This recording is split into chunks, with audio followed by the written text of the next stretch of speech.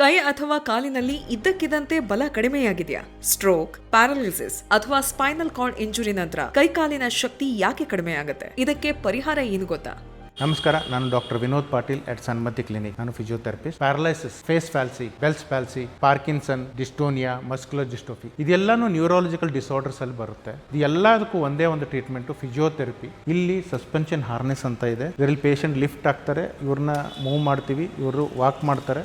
ಇದೇ ತರ ನಾವು ಅವ್ರಿಗೆ ವಾಕಿಂಗ್ ಕೆಪಾಸಿಟಿ ಕೊಡ್ತೀವಿ. ಸಸ್ಪೆನ್ಷನ್ ಹಾರ್ನೆಸ್ ಜೊತೆಗೆ ಟಿಲ್ ಟೇಬಲ್ ಅಂತ ಇದೆ. ಟಿಲ್ ಟೇಬಲ್ ಬಂದ್ಬಿಟ್ಟು ಅವ್ರಿಗೆ ಮಸಲ್ ಸ್ಟ್ರೆಂಥನಿಂಗು, ಬೋನ್ ಸ್ಟ್ರೆಂಥನಿಂಗ್ ಎಲ್ಲ ಮಾಡುತ್ತೆ. ಇದ್ರ ಜೊತೆಗೆ ಹೈಡ್ರೋಥೆರಪಿ ಇದೆ, ಅಕ್ವಾಥೆರಪಿ ಇದೆ. ಅದರಲ್ಲಿ ನಾವು ನೀರಲ್ಲಿ ಎಕ್ಸರ್ಸೈಸ್ ಮಾಡಿಸ್ತೀವಿ. ರೋಬೋಟಿಕ್ ಹ್ಯಾಂಡ್ ರಿಹಬಿಲಿಟೇಷನ್ ಟೆಕ್ನಾಲಜಿ ಇದೆ, ಎಕ್ಸೋಸ್ಕೆಲ್ಟಲ್ ಮಸಲ್ ರೋಬೋಟಿಕ್ ಟೆಕ್ನಾಲಜಿ ಇದೆ, spinal decompression robotic technology, acupuncture, cupping, ಈ ತರ ತುಂಬಾ ಅಡ್ವಾನ್ಸ್ಡ್ ಫಿಸಿಯೋಥೆರಪಿ ಸನ್ಮತಿ ಕ್ಲಿನಿಕ್ ಅಲ್ಲಿ ಅವೈಲೇಬಲ್ ಇದೆ. ರಿಕವರಿ ಫಾಸ್ಟ್ ಆಗಬೇಕು ಅಂದ್ರೆ proper physiotherapy is very important. 5,500 square feet spacious centre, lift facility, 24/7 power backup ಮತ್ತು ಔಟ್ ಸ್ಟೇಷನ್ ಪೇಷಂಟ್ಸ್ಗೆ ಸ್ಟೇ ಫೆಸಿಲಿಟಿ ಕೂಡ ಇದೆ. ಪೇನ್ ಜೊತೆ ಕಾಂಪ್ರಮೈಸ್ ಯಾಕೆ? Healthy movement, pain free life ಅನ್ನ ಸ್ಟಾರ್ಟ್ ಮಾಡಿ. ಸನ್ಮತಿ ಫಿಸಿಯೋಥೆರಪಿ ಸೆಂಟರ್ಗೆ ವಿಸಿಟ್ ಮಾಡಿ.